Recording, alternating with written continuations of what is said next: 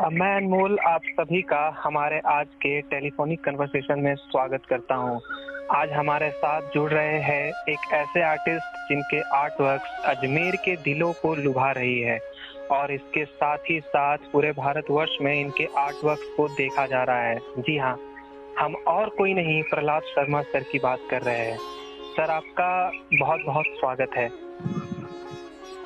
Anmol ji, thank you very much. जी sir, तो sir आज हम आपसे जानना चाहते हैं कि आपको चित्रकार या आर्टिस्ट बनने का विचार कब और कैसे आया? मुझे आर्टिस्ट बनने का विचार बचपन में ही मुझे कला से लगाव रहा है। मेरे घर का माहौल कभी कलामय रहा नहीं है और ना मेरे परिवार में कभी कोई आर्टिस्ट रहा है। अच्छा। लेकिन मुझे बहुत अच्छे से ध्यान है कि मैं क्लास 6 में था तो बहुत अच्छी पेंटिंग बनाया करता था और मेरे पिताजी ने सबसे पहले मुझे गिफ्ट में एक कलर बॉक्स ही दिया था। जी, तो अच्छा। शायद उनको पता चल गया था कि मैं आगे जाकर के क्या होने वाला हूँ और वहीं से मेरा लगाव बढ़ता गया। और क्लास 9th में ही जब हमें ऑप्शनल सब्जेक्ट चूज करने होते थे जी, तो क्लास जी। 9 से ही मैंने और मेरे पिताजी ने मुझे जो कला विषय दिलवाया। अच्छा अच्छा अच्छा, ये तो सर बहुत अच्छी बात है। और सर इसके साथ हम यह भी जानना चाहेंगे आपसे कि आपने अब तक किन किन विषयों पर चित्रांकन किया है था, उनकी कुछ विशेषताएं भी आप हमें बताएं सर। हाँ हाँ, बिल्कुल बिल्कुल। देखिएगा, मैं चित्रांकन तो शुरू से कर रहा हूँ और मेरे गुरु हमेशा मुझे बहुत ही अच्छे मिलते रहे हैं। लेकिन मुझे जो सबसे विषय जो मुझे सबसे करते थे वह थे प्रदूषण। अच्छा।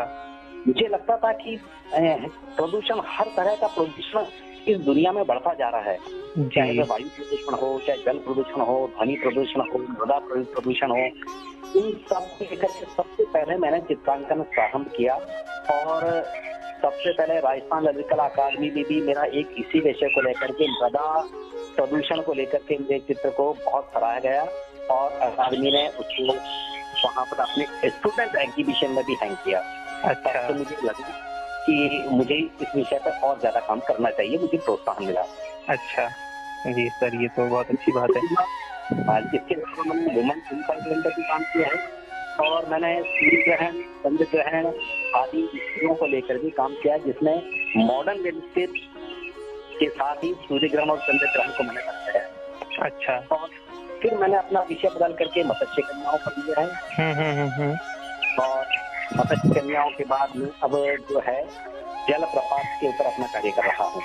अच्छा, तो सर जैसा कि आपने भी बताया कि आपने सूर्य ग्रहण और चंद्र ग्रहण पे आपने काफी काम किया है, तो मैं आपसे यह जानना चाहता हूँ कि यह कैसे आप के अंदर विचार आया कि आप सूर्य ग्रहण पे आपने काम करने का सोचा या चंद्र ग्रहण पे आपने काम करने का सोचा?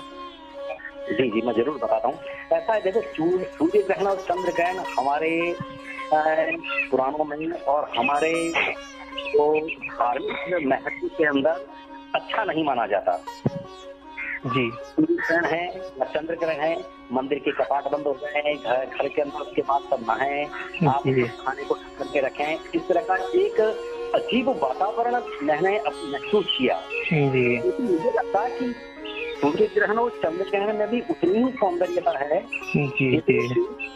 जितने की सामान्य दिनों में होती है। और मैं कहता हूँ कि उससे भी ज्यादा खूबसूरती सूर्य ग्रहण और चंद्र ग्रहण के विषयों को लेकर के है। अच्छा। तो मैंने कहा कि इसकी सुंदरता को मुझे दर्शाना पड़ेगा। बिल्कुल। सूर्य ग्रहण और चंद्र ग्रहण को मैंने इसी को लेकर के कि भाई इसकी सुंदरता को मैं बहुत ज्यादा सभी के सामने रखूं। सूर्य ग्रहण, चंद्र ग्रहण में होने वाली प्रकृति को सबके सामने प्रस्तुत करूं, इसीलिए भी मैंने यह विषय को अपना जी। ये तो सर बहुत अच्छी बात आपने बताई। जैसा कि आज लोग ज्यादातर, जैसा हम देख रहे हैं कि सूर्य ग्रहण या चंद्र ग्रहण को लोग नेगेटिवली ज्यादा लेकर के चलते हैं, तो आपने उसको एज अ पॉजिटिव एस्पेक्ट दिया। आपने उसकी जो अच्छाई है, जो खासियत है, उसको आप दर्शाने का आपने सोचा। ये तो काफी अच्छी बात है। और इसके साथ सर, जैसा कि आज के हमारे समाज में एक कंफ्यूजन हम कह सकते हैं कि लोग समझ नहीं पाते कि व्यावसायिक कला, आई मीन कमर्शियल आर्ट और सामाजिक कला, कंटेम्प्रेरी आर्ट, इनमें क्या विभिन्नता है, क्या डिफरेंसेस है, उस पे आप थोड़ा सा जरूर हमें बताएं सर। हाँ, देखिएगा, बिल्कुल आपने बहुत अच्छा प्रश्न किया है। और जहाँ तक आपने व्यावसायिक कला के बारे में कहा है जी, मैं ये मान के चलता हूँ कि व्यावसायिक कला हमेशा दूसरों के हित को देख करके, दूसरों की भावनाओं को देख करके निर्माण की जाती है। जी जी। और जहाँ तक ललित कला का प्रश्न है, वह स्वयं के सुखानुभूति के लिए, स्वयं के सुख के लिए उसका निर्माण किया जाता है। जी जी। और जहाँ तक इनका मैंने और महसूस किया कि व्यावसायिक कला वास्तव में कैलकुलेटिव है।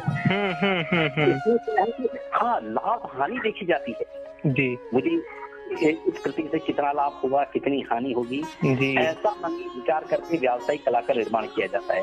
जबकि ललित कला के अंदर बिल्कुल ऐसा नहीं है। वह बिल्कुल सहज अभिव्यक्ति है। कलाकार की अंतर्मन की भावनाओं को वह वहाँ पर प्रस्तुत करता है। बिल्कुल बिल्कुल बिल्कुल सर, ये तो काफी आपके द्वारा अच्छी हमें जानकारी मिली है। और जैसा कि सर अभी जो बडिंग आर्टिस्ट है, उनके लिए सर आप क्या संदेश देना चाहेंगे? जो अभी नवयुवक है, जो उभरते हुए कलाकार है, उनके लिए भी सर आप कुछ संदेश दें, उनको थोड़ा सा मोटिवेट करें, क्योंकि आज ऐसा समय आ गया है कि आर्ट फील्ड में अगर कोई व्यक्ति कदम रखता है तो कहीं ना कहीं किसी स्थान पे वो डगमगा जाता है। कारण कुछ भी हो सकते हैं। तो आप इसके विषय में आप सर कुछ हमें बताएं। देखिए, मैं नए कलाकारों को तो यही कहना चाहूंगा, सबसे पहले जो है नए कलाकारों में धैर्य होना बहुत आवश्यक है। जी। क्योंकि कला का नाम ही पैशन है। जी। धैर्य है, और धैर्य से ही ध्यान आता है। जी। और ध्यान जब आता है तभी सृजन सहजता से होता है। जी। ठीक है। जी जी। हम सृजन करना होगा, तो इसलिए नए कलाकारों को मैं ये कहूंगा कि अपना ऑब्जर्वेशन रखें। जी। ऑब्जर्वेशन का मतलब है देखना सीखें। बिल्कुल बिल्कुल। प्रकृति को देखना सीखें। जी। प्रकृति के रंगों को देखना सीखें। जी। प्रकृति के मौसम के रंगों को देखना सीखें। हाँ हाँ। और ऐसे बदलाव हो रहा है। यानी आप देखिए कि एक ही स्थान को हम अगर सर्दियों में देखें तो उसका रूप अलग होता है, उसका रूप अलग होता है। ऋतु में देखें तो यह ऑब्जर्वेशन करना सीखें नए आर्टिस्ट। जी। धैर्य बहुत जरूरी है।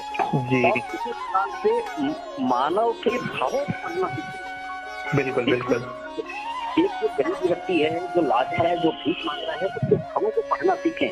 हाँ। एक जो व्यावसायिक है, वह किस तरह से मीटिंग कर रखा है, उसके भावों को पढ़ना सीखें। जी। जब तक हमें ऑब्जर्व करना नहीं आएगा, तब तक हम अपनी कला के अंदर जो है वह पारंगतता नहीं ला पाएंगे।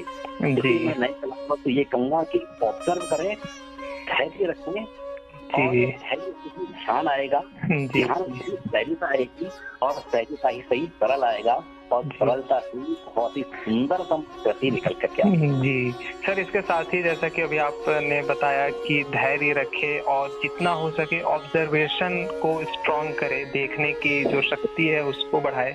तो इसमें मैं जो नवयुवक है, जो उभरते हुए कलाकार है, उनके तरफ से मैं ये आपसे पूछना चाह रहा हूँ कि जैसे जब भी कोई उभरता हुआ कलाकार किसी कलाकृति की शुरुआत करता है, तो वो काफी लोगों के मन में ये शंका होती है, या वो कंफ्यूज होता है कि वो जो चीजें ऑब्जर्व कर रहा है या वो जो चीजें देख रहा है वो कैनवास पे या पेपर पे वो उतारने में कहीं ना कहीं उसे परेशानियां होती है।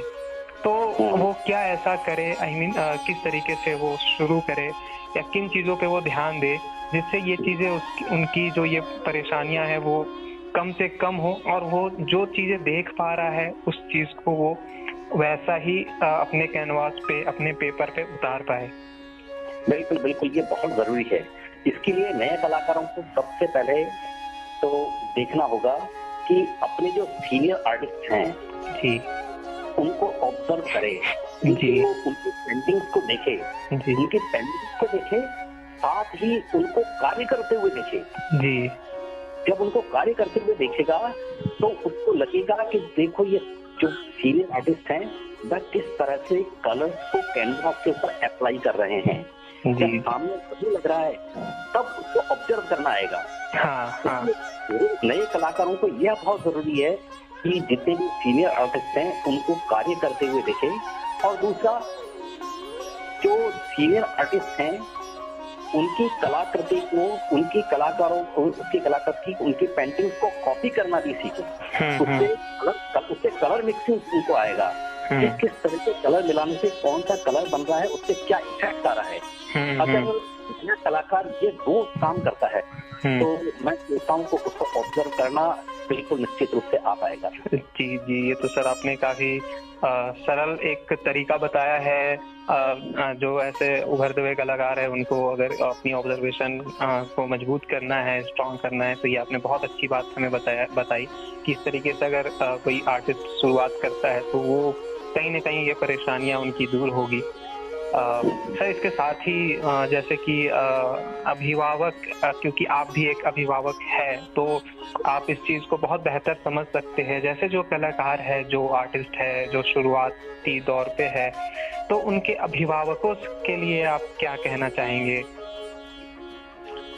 देखिए, जो शुरुआती दौर में जो कलाकार बन रहे हैं जी उनके अभिभावकों से तो मैं यही कहना चाहूंगा कि आप अपने बालक की प्यास को देखें जी कि कला के प्रति उसमें कितनी प्यास है जी, उसके बाद और किस क्षेत्र में है, क्योंकि कला के भी बहुत सारे क्षेत्र हैं। जी बहुत सारे क्षेत्र है, सही बात। वह उसका सबसे महत्वपूर्ण इंटरेस्ट किसके अंदर है जी, आप उसके लिए उसको पूरा सहयोग करें।